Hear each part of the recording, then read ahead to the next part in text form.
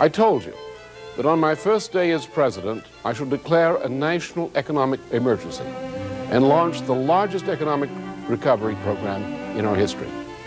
During each of the first 2 years of my administration, about $2 trillion in low-cost federal loans will be invested in building up our nation's presently rotting industrial infrastructure, plus building up about 5 million new industrial jobs during the first 3 or 4 years of my administration.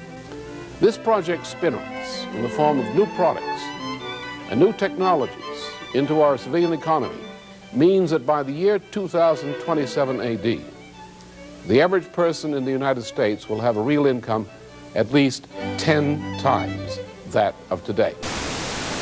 The raid command post about 3 miles from town was busy all night. Just before dawn, Virginia State Police moved out. It was a combined strike force, including FBI, Internal Revenue Service, Secret Service, state agents. Perhaps this image is not so shocking today, but in 1986, this was unprecedented.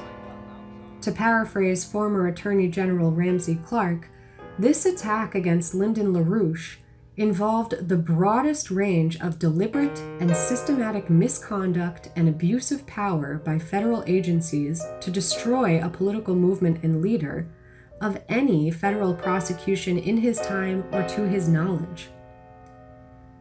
The issue of the attacks on LaRouche and the shameful conviction handed him by the federal courts is not so much the injustice against the man, but the relentless attempt to taint the image of LaRouche in the eyes of the American people to deny them honest access to his ideas and policies.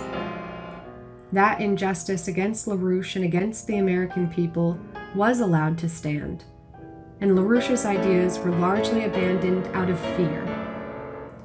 Americans watched silently as the U.S. was slowly taken over by a British imperial policy which has resulted in a dramatic and intentional plunge in the actual living standards of people around the world and in the U.S.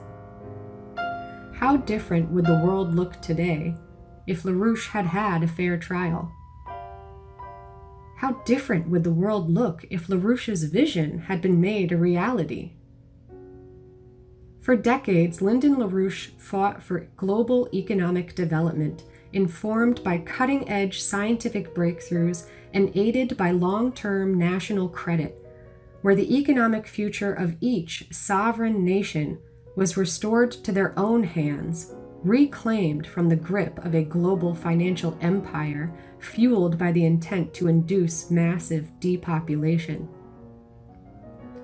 Take, for example, LaRouche's proposed mission to Mars in his 1988 presidential campaign.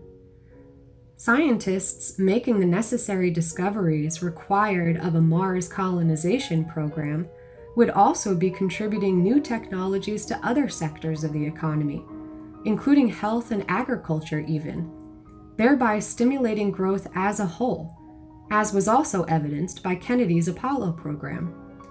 Every $1 invested in the Apollo program created 10 back in new economic activity within a decade.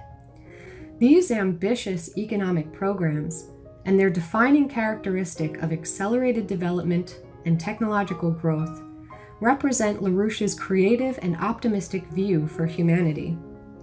He fought his entire life to end global poverty and increase the well-being of every person on the planet, such that each uniquely creative individual could contribute something to the continual progress of mankind.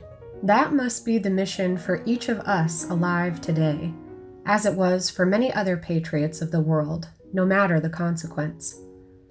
Join our fight to exonerate Lyndon LaRouche and his ideas, and participate in our upcoming international conference such that we can make that vision a reality.